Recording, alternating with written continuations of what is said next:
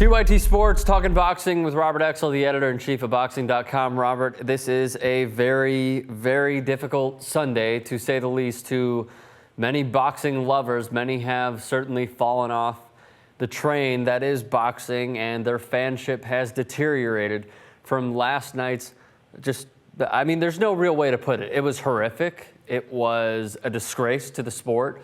It made many feel incredibly sick to know that this could happen to what seemed like a shoo-in for Manny Pacquiao after 12 rounds. The judges, Dwayne Ford and C.J. Ross, scored it somehow 115-113 for Timothy Bradley. Jerry Roth, who I'm still not letting off the hook, but at least he gave it to Manny Pacquiao at 115-113. Robert, your assessment of last night's split decision win for Timothy Bradley? It was, as you say, it was an abomination. It was completely above and beyond any sort of justification. Those who watch the fight with any kind of care know that Pacquiao beat Bradley in every category. Number of punches thrown, number of punches landed, effective punches thrown, ring generalship. I mean, it was a one-sided fight. Bradley may have taken 2 rounds, perhaps generously 3 rounds, but there was no way in hell that Bradley won that decision. I know that you've been very critical of CompuBox, but just very quickly, as you said, statistically, Manny Pacquiao dominated. This is on SI.com. Pacquiao, 253 of 751 for 34%. The power punches also in favor of Manny Pacquiao. He connected on 39% of them, 190 of 493 to Timothy Bradley's 28%, 108 of 390 thrown. I mean, there are many ways to try and justify that Tim Bradley took maybe 4 rounds. I had him winning 2 at the most. Let's start from the very beginning, though, Robert. Were the judges maybe a little PO that Manny Pacquiao wanted to watch Game 7 of the Heat-Celtics game and made everyone wait for what seemed like an eternity? It turned out to be close to an hour. Were the judges peeved by that? Well, I can't imagine they were, and if they were, they need to get their emotions under control. I mean, what's an hour in a lifetime? The fact that Pacquiao came back from that hour, had to have his hands wrapped, had to sort of stretch his calf muscles, and then performed as he did, certainly, in my opinion, trumped any kind of delay. I mean, the judges are not there to sort of sit in judgment of Manny Pacquiao's tardy behavior. They're there to judge a fight, and it's a round-by-round proposition. And either they are doing their job or they are not doing their job. Either they're educated enough to do their job effectively or they're not educated enough to do their job effectively. Whether or not they are simply incompetent, I can't know. Whether or not somebody got to them, I can't know. These things don't happen in the light of day. But clearly, something stinks. And in boxing, and this is a perfect indication of just how smelly it has become. Let me give you one more assessment of people justifying and trying to come to grips of this horrific decision that went in favor of Tim Bradley. You know, the judges in Nevada and, Las Vegas have been known for favoring the aggressor. Was Tim Bradley the aggressor in this fight? Not in my opinion. I mean, he was flurrying, but he never hurt Pacquiao. Was he the aggressor? I don't really think so. I think there's something more at play here. I mean, we're looking for answers where answers will not be found. We're employing logic and intelligence where logic and intelligence really has no part. The truth of the matter is Pacquiao has been an impeccable ambassador for the sport. He's been the perfect counterbalance to Floyd Mayweather and his antics. And I'm not comparing them, their ring skills, but just their antics, their public face. He's been an impeccable ambassador to the sport. And if anything, they should be leaning in Pacquiao's direction. I don't understand what Tim Bradley did to win the fight. And I can only imagine that this is all about some sort of larger scheme, about having a rematch, about not fighting Mayweather. I mean, there are all these sort of subplots that one can't avoid looking at, because if one looks at it just on the surface, frankly, it's incomprehensible. There's one other thing that many people were surprised by, and this was a tweet that I'll read to you. According to Haralabos Vulgaris, I believe is how his name is pronounced, he tweeted last night, late money on this boxing match. PAC was minus 432 at 2 p.m. It closed minus 397. Lots of late money on Bradley. Do you look into that at all? I mean, I certainly do. Do you look into that? Well, I mean, we know that has affected fights. I mean, it affected Tyson Douglas, the long count in Tokyo, because all this money came in late on that fight with its sort of 40-1 odds or whatever it was. I mean, of course it's a factor. I mean, boxing is not alien to gambling. I think boxing takes place in casinos, for goodness sake. I mean, so there are powerful forces at play. I mean, it is a sport, it is a form of entertainment, but it's also something more. I mean, and it's all the more that it is not really for us to know. I'm not a gambler. That's not my thing. I liked all the other bad things, but gambling wasn't one of them. But of course, it's huge in the sport. And if somebody decides that they want to invest $10, $20, $30 million and taking a wager on Bradley so that they could quadruple their money, there's certainly enough money to go around for those that could affect that particular bet. One more for you, Robert. Many people were saying last night in their articles and blogs that Manny Pacquiao took off some rounds and he wouldn't start throwing or attacking Timothy Bradley until there was around 1 minute remaining in some rounds. What do you say to that? Well, I think that's quite true. But if one were to watch not only their performances with their fists, but also look at their body language. I mean, Bradley came in with all this snarling and all this sneering and all this, how I'm going to kill this guy and all this and all that. And after a few rounds, that was gone. I mean, his body language indicated, at least to me, that he had lost the fight. And the fight wasn't even a third over, and I knew that he had lost the fight because I could see it. I could see his key had sort of disappeared from him.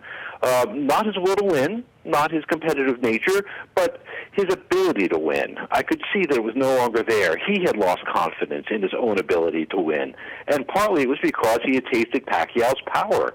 Pacquiao seemingly could not miss with that straight left. I mean, he rocked Bradley several times. I mean, closed the first round with that beautiful left hand. And he continued throughout the evening to land that left. So to land some right hooks as the evening progressed. But Bradley, busy though he might have appeared, wasn't landing effective punches. And, I mean, if it's the Olympics and you want to count these flurries, I mean, count the flurries. But even as CompuBox counted the flurries, Pacquiao still had the upper hand.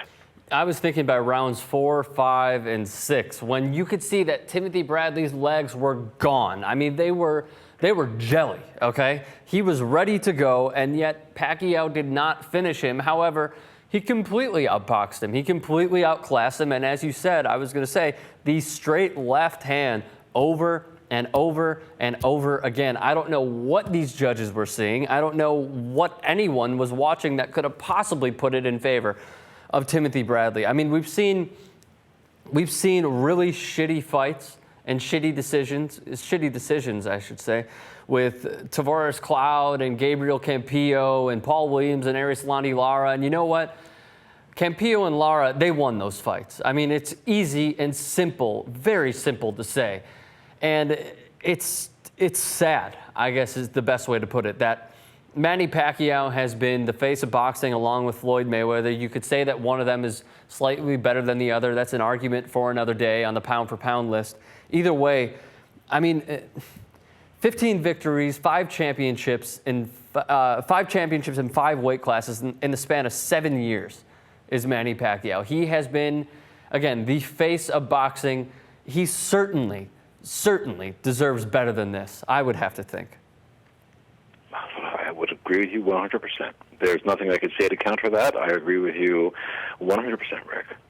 I mean, so where do we even go from here? I mean, people who follow me were telling me to, sort of calm down. But I mean, I just can't. It's sad. It's frustrating to a sport that should be judged by who is outboxing the other has turned into who is the aggressor, who doesn't take off rounds. It should be based on who is beating the crap out of the other guy. And that guy was Manny Pacquiao beating the crap out of Timothy Bradley.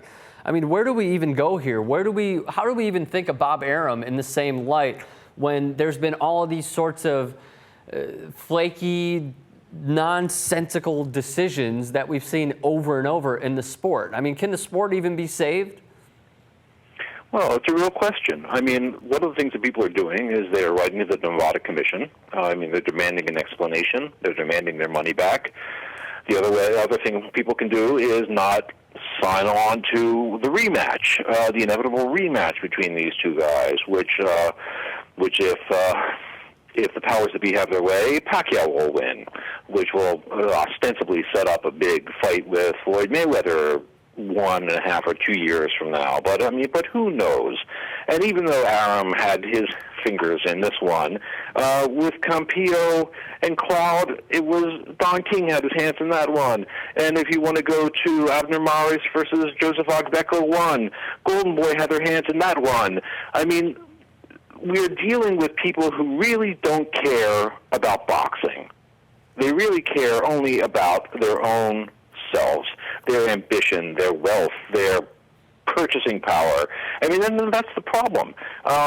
These boxers, as a rule, are these poor, uneducated men, tough as nails, but not educated, not sophisticated in the ways of the world. And frankly, these promoters take advantage of them. And what has happened is that once one starts taking advantage, it becomes almost sort of sadistic in a way. And I think that advantage taking has begun to has enabled these promoters, knowing that they can get away with anything, they're not taking advantage of the customer, all right, of the buyer, of the purchaser of the pay-per-view. I mean, the very people who have really enabled them to become these wealthy and powerful men. I mean, the disdain for the game and for the fan is frankly monumental. And I don't know what the answer is, except to talk about it, to shine a light on it. God forbid, even to accept it, because I don't know that there's anything that we can do. We can't accept it. I mean, let's be totally real about this. I can't come to grips with what happened last night. It is, I mean, I've said it over and over. It is a travesty to a great sport, a sport that, you don't have any teammates out there. You don't have, 7 guys behind you in the field. You don't have 4 other teammates. It's just you and your fists. And unfortunately, sometimes that is not enough.